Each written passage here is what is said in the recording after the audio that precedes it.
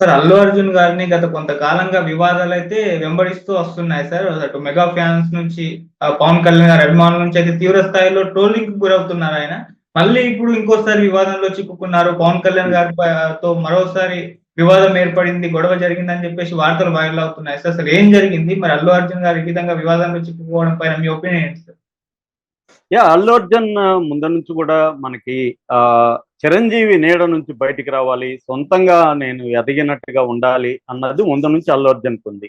అయితే అల్లు అర్జున్ మీద చిరంజీవి ఫ్యాన్స్ కానీ, ఇటు పవన్ కళ్యాణ్ ఫ్యాన్స్ కానీ ఎక్కడ పోయినా అల్లు అర్జున్ని జై పవన్ అని అనడం, అల్లు అర్జున్ కూడా నేను పవన్ ఫ్యాన్ అని చెప్పాలని చెప్పడం, ఇది చికాకు కలిగిస్తా వస్తుంది. ఎందుకంటే అల్లు అర్జున్ జర్నీ కానీ మనం చూస్తే అతను నిజంగా చిరంజీవి వల్ల ఇంకొకరి వల్ల అతనికి కాకుండా తను ఇండిపెండెంట్ ఎదిగాడు. ఆ మాటకు వస్తే చిరంజీవి ఎదుగుదలకు కూడా అల్లు రామలింగ చాలా హెల్ప్ అయింది.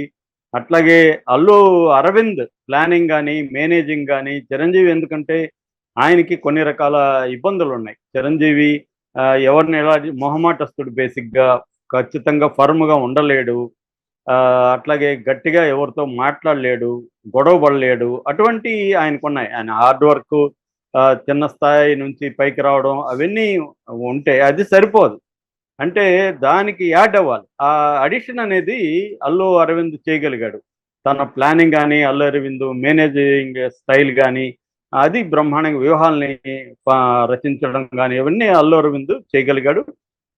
ఇద్దరు ఒక కృష్ణార్జున్ లాగా, ఒక అర్జునుడికి కృష్ణుడు ఎలాగైతే అర్జునుడి కెరియర్ గ్రోత్కి కృష్ణుడు ఉపయోగపడ్డాడో, అలాగా అల్లు అరవింద్ చిరంజీవి గ్రోత్కు ఉపయోగపడ్డాడు.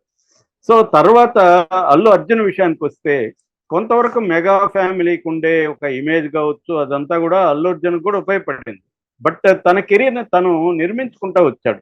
తన బాడీ కానీ, ముందు అసలు తెలుగులో ఫస్ట్ సిక్స్ ప్యాక్ హీరో ఎవరంటే అల్లు అర్జున్. అప్పటి వరకు సిక్స్ ప్యాక్ ఎవరు చేయలేదు, అల్లు అర్జున్ సాధించగలిగాడు. అట్లాగే అతని ఫేస్ కానీ మనం ఆ గంగోత్రిలో చూస్తే అతనే చెప్పినట్టుగా అసలు వీడెవుడిని పట్టుకొని వచ్చారా అన్నట్టుగా ఉంది.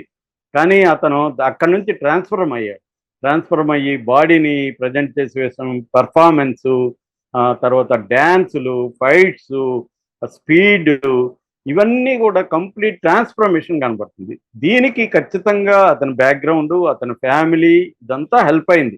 కానీ అదొక్కటే సరిపోదు. అది నెససరీ కండిషన్, సబ్స్టెంట్ కండిషన్ అని రెండు ఉంటాయి. నెసరీ కండిషన్గా అది ఉపయోగపడింది. అది ఉండకపోతే అతను వచ్చి ఉండలేడు. అయితే అది సబ్స్టెంట్ కాదు. సబ్స్టెంట్ అయితే వీళ్ళ తమ్ముడు కూడా రావాలి కదా, అల్లు అర్జున్ తమ్ముడు కూడా హిట్ అయిండాలి కదా. అతను ఎందుకు అవ్వలేదు? అతను మొన్న రిలీజ్ అయిన సినిమా కూడా అటర్ ఫ్లాప్ అయింది కదా. అతను కూడా అయి ఉండాలి కదా, ఎందుకంటే అతనికి కూడా ఇవన్నీ పనిచేస్తాయి కదా. కాబట్టి సబ్స్టెంట్ అతని దగ్గర లేదు, నెసరీ కండిషన్ అతనికి ఉంది. అందుకనే అతను ఎన్ని ఫ్లాపులకి మళ్ళీ సినిమాల్లో ఉన్నాడంటే కారణం ఆ బ్యాక్గ్రౌండే. అది లేకపోతే అల్లు శిరీష్ ఎప్పుడూ అవుట్డేట్ అయ్యి ఇంటికి పోయేవాడు.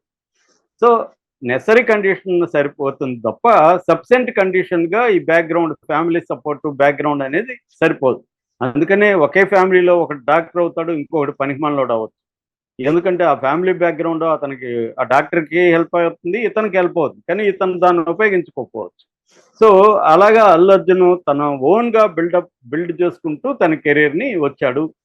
తనకి కొంత సెలక్షన్ కానీ ఇవన్నీ కానీ ఉంది. తర్వాత తను ఏం చేశాడంటే ఒక సోషల్ మీడియా నెట్వర్క్ని కూడా అల్లు అర్జున్ నిర్మించుకున్నట్టు ఇంక ఏ హీరో కూడా తెలుగులో నిర్మించుకోలేదు. అంత స్ట్రాంగ్ సోషల్ నెట్వర్క్ని, డిజిటల్ నెట్వర్క్ని అల్లు అర్జున్ నిర్మించుకున్నాడు. దీన్ని సింపుల్గా చెప్పాలంటే పిఆర్ నెట్వర్క్ అంటారు, అంటే పబ్లిసిటీ నెట్వర్క్. ఈ పిఆర్ నెట్వర్క్ని కూడా బ్రహ్మాండంగా అల్లు అర్జున్ బిల్డప్ చేసుకున్నాడు. సో ఇవన్నీ చేసుకున్నప్పుడు ఈ వాళ్ళ నీడలో, చిరంజీవి పవన్ కళ్యాణ్ నీడలో తను ఉండదలుచుకోలేదు. తను గ్రో అవ్వాలి, పాన్ ఇండియా స్టార్గా తను ఎదగాలి అనుకున్నాడు. ఇదే సమయంలో మన రామ్ చరణ్ రంగంలోకి వచ్చాడు. రామ్ చరణ్ కూడా అల్లు అర్జున్ లాగే నెసెసిటీ కండిషన్గా చిరంజీవి బ్యాక్గ్రౌండ్ అవన్నీ ఉపయోగపడినా తను కూడా చిరుతలో క్లోజప్ వేయడానికే పూరి జగన్నాథ్ భయపడ్డాడు. క్లోజప్ షాట్లు చాలా తక్కువ ఉంటాయి చిరుత సినిమాలో మీరు గమనిస్తే, ఎందుకంటే తన ఫేస్ని దగ్గరగా చూపించడానికి భయపడ్డాడు అతను. అలాంటిది అతను కూడా ట్రాన్స్ఫర్మ్ అయ్యాడు. ప్లాస్టిక్ సర్జరీలు చేసుకున్నాడా, ఏం చేసుకున్నాడని పక్కన పెడితే అతను కూడా బాడీ బిల్డప్ కానీ, పర్ఫార్మెన్స్ కానీ అతను చేసుకున్నాడు. అయితే ఇప్పుడు ఒక రకంగా వీళ్ళిద్దరి మధ్య ఒక తెలియని కాంపిటీషన్ అక్కడ స్టార్ట్ అయింది. ఇతను పాన్ ఇండియా స్టార్, అతనేమో గ్లోబల్ స్టార్ అనిపించుకోవాలి. మనకు తెలుసు మన త్రిబులారికి మొత్తం ఫండింగ్ అంతా పెట్టింది ఎవరు? చిరంజీవినే. పేరుకి దానయ్య ఉన్నాడు కానీ పెట్టిందంతా చిరంజీవి డబ్బులేవి. సో అట్లాగే ప్రమోషన్కి ఆస్కార్కి సంబంధించిన 70-80 కోట్ల ఖర్చు మొత్తం కూడా చిరంజీవి చూసుకోవడం వల్లనే అతని కెరీర్ని అక్కడి వరకు తీసుకెళ్ళగలిగారు. సో ఈ మొత్తం దీంట్లో అల్లు అర్జున్కి వాళ్ళకి మధ్య ఏదో రకాల అల్లు ఫ్యామిలీకి మెగా ఫ్యామిలీకి మధ్య చిన్న ప్రాబ్లం. ఇది ప్రతి ఫ్యామిలీలో ఉండే ఇవేవి, కాకపోతే వీళ్ళది మన సీరియస్ ఫ్యామిలీ కాబట్టి ఇది జరిగింది. సో ఓవరాల్గా ఇప్పుడు కాంటెక్స్ట్ ఏంటంటే మొన్నది మనకు అందరికి తెలుసు, అల్లు అర్జున్ ఫ్రంట్ కోసం వైసీపీని సపోర్ట్ చేశాడు ఇండైరెక్ట్గా, జనసేన చేయలేదు. అప్పుడు చాలా గొడవలు అయినాయి.